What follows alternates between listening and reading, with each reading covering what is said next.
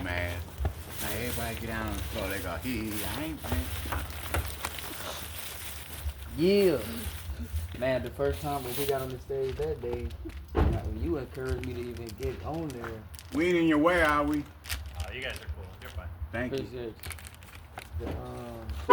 When I got on there, the joke I was gonna say last, I said first. You So know why? I really fucked all Nah, the way. because you know what happened, like, Chris? man. You know what really happened to a performer? What? Is this what I always trying to tell people? I did 21 plays. Damn. Yeah, and I did them like I started out like just feeling my way. You know, like that was my talent, and I did it. And what I come to realize is that acting is life rehearsed. Just like what we talking about right now. Right. If somebody wanted to redo our life, and in our life, this was the conversation that we had on a Sunday, it'd be this. And the screen was right. Chris walked over. He was getting ready to roll the blunt. He walked over, and then we sat there. And somebody playing us would be saying exactly what we said. Yeah. That's acting. Yeah. So this is what I always encourage people to do, especially when I'm dealing with people that don't have a lot of acting experience. Yes, for sir. real. But yes, you do. You've been acting all your goddamn life. What are you talking about? When your mother said, "Did you eat the cookies?"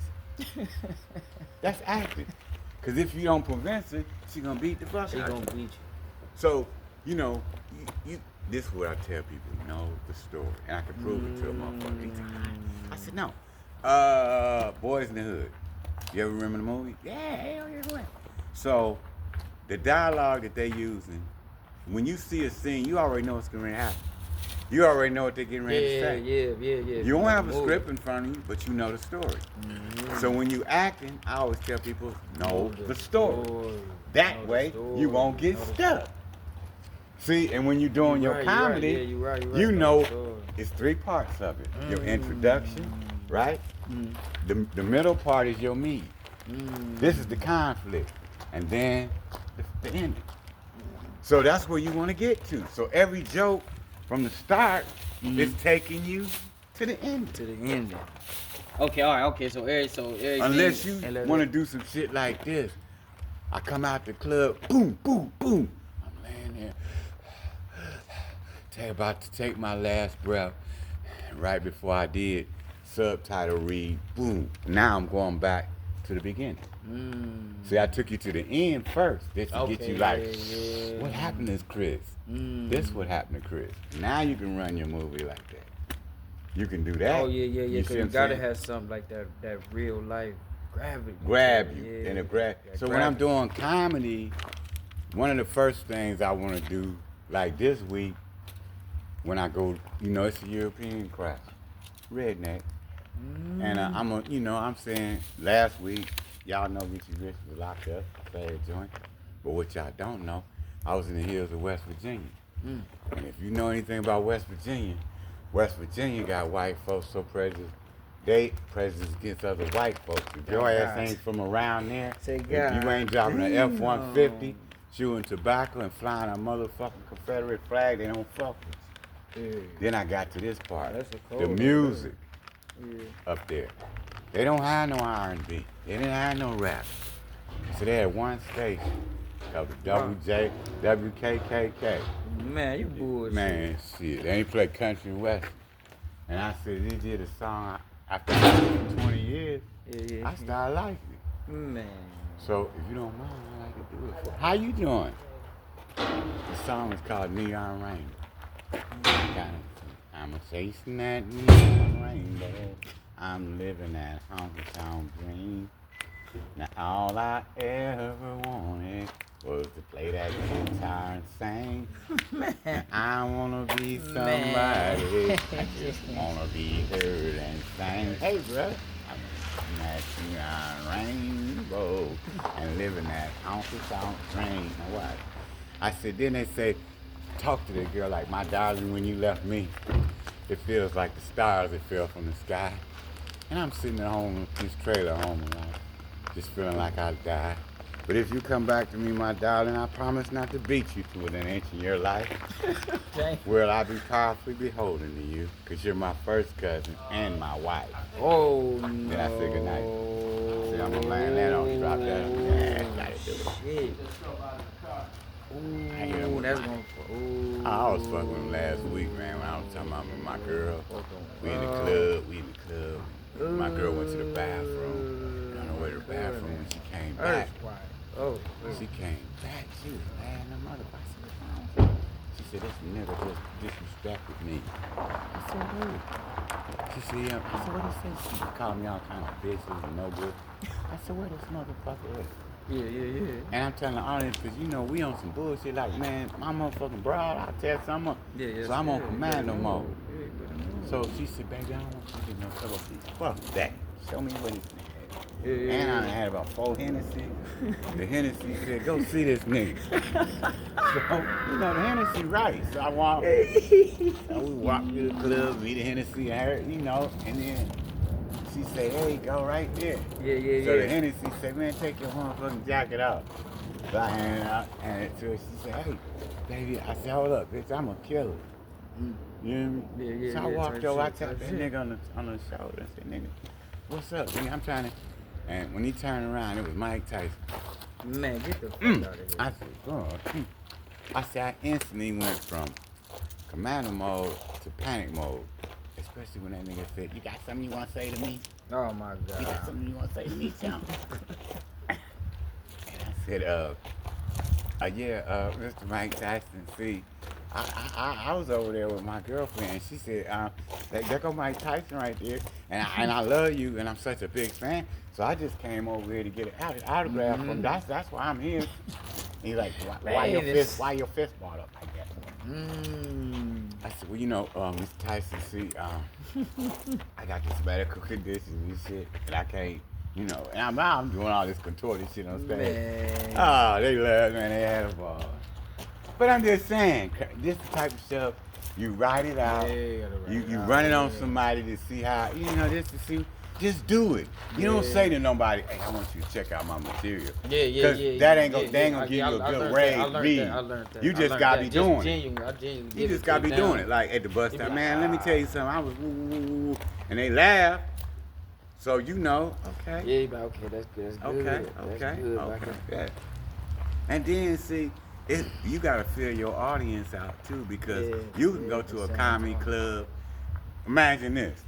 Say you number 7 or number 6 or number 1, 2, 3, and 4.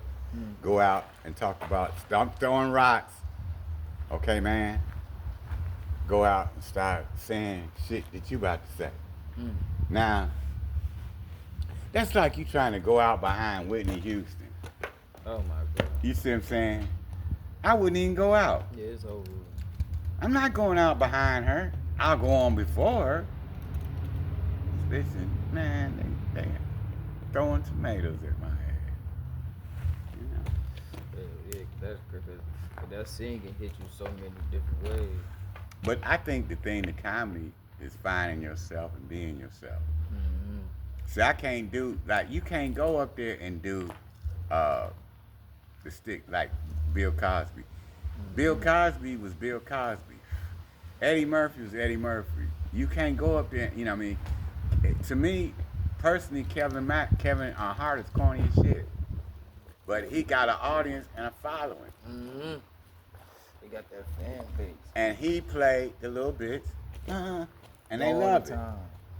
What did you say to me? And then when you blow on me, you know, and they love that. That's funny to them. So you can't go up there and get that. You know what I mean? Yeah, you gotta find your own. Hell no.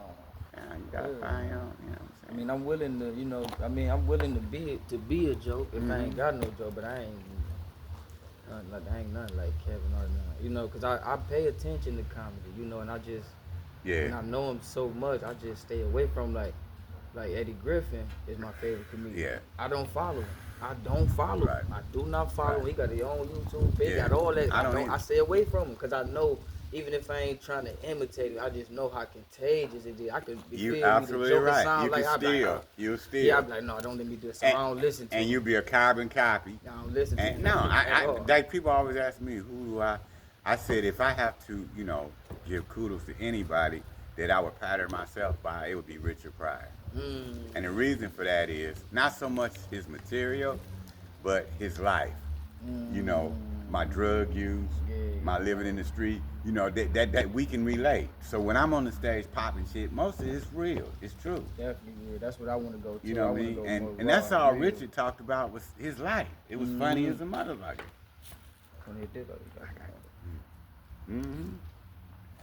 But I think, see, like a club like I'm at, you can go down there and do your push-ups.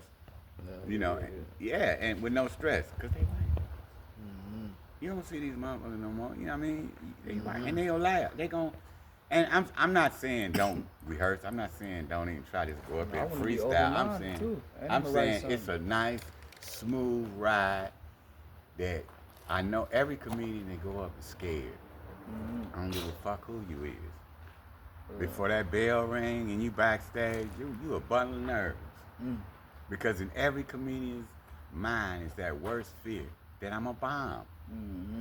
They're gonna boo my ass off the stage and I can't take rejection. You see what I'm saying? But what happens is, it's so magical.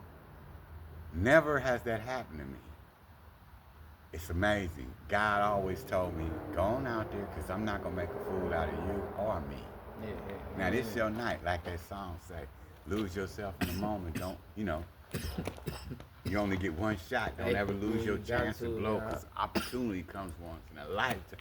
When I did a show in the joint, I did a show for the GED program, for the education department. Yes, sir, yeah. The warden and everybody was there. They was unlucky. The warden was on his knees. And this dude named Moosehead, he was a vice lord. He was the head of the vice lords. He came and said, look, man, you ever did a comedy, an hour special? I said, yeah. He said, man, if I pay you, would you put together a show for an hour? They did it. It took about 6 months later. The whole goddamn auditorium was packed with inmates. Damn. With inmates. And let me tell you something about inmates. Listen, That's a tough crowd. If you ain't funny, oh my God, you're gonna wind up with another case. Cause they're gonna let you have it. They're gonna let you have it. Hey, child. You hear me? I'm the backyard. They're gonna let you have it. Tell a joke, nigga. They gonna clown. You gonna be mad. You gonna be mad. See, you can't hide. Real. In the city, if I bomb at a club, chances are I won't see a nigga no more. Yeah. And then if I do, so what? He ain't about to say nothing to me. Yeah. But in jail, you can't escape. They in your unit. They waiting on you to come back and recall. And they about to and clown you. hit me with a joke, bro. Right, They about to clown fuck with you you. all day. Until you make, Oh my fucking till you stab one of them niggas. man. Nigga, quit fucking with me, you know what I mean? That's so crazy, but I did everything in jail except for that. Like, I made people laugh, but I did not think like no comedy thing. I had this look. Let me tell you, bro, because I don't even know why I just remember this. Probably just because you just brought the shit up about the jail. Nigga, I was in Come that here. bitch. Come here. Hold on. Come here. You see what you just did? You hear the hot rock hit my motherfucking car? You want me to bunch the shit out you? What did I tell you? Stop throwing goddamn rocks, Marcellus. Okay, now I don't know what's going on with you this week, man. But you at the end of a bruising. Yeah, and I brought you up here with me to enjoy this day. And I told you to behave yourself. I shouldn't have to beat your ass for you to do right, right? Yes. Right? Yes. Okay, so handle that, man. Okay? All right, let me holler at my man. So so I used to go like boom, because they'll let the top tear out, but they'll keep the bottoms in. So I go to them and be like, I used to be like, yeah, man. I used to have this little shit like, but I was literally writing this down, like bored as hell. I would be like, man, my girl said my nigga came over there, I don't know, Facebook, you tell me. But that's what I was telling them. I'm just hitting them with that shit. They sitting there, bitch. Wow.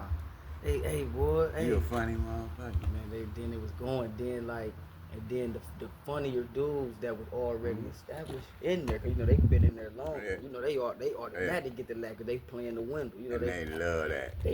I'm up there And, with them. and I'm you fucking know, with them. motherfuckers, I swear, humor, Man. cause the joke, I mean not the joke, but the misnomer is that niggas in jail always serious, walking around ready. Niggas looking for some laugh. Niggas be joking. Me trying to get the day over with, man.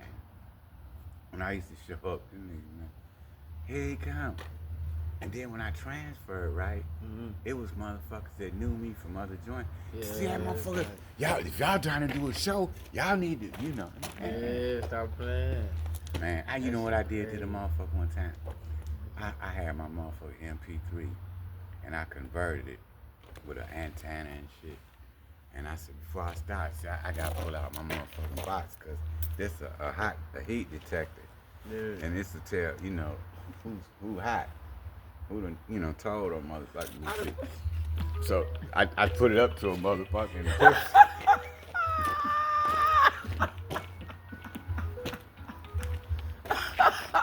yeah. Yeah. Hell yeah, I got to laugh. You gotta be creative. Stupid, man. Man, you gotta be creative. That's all y'all get for free, man. And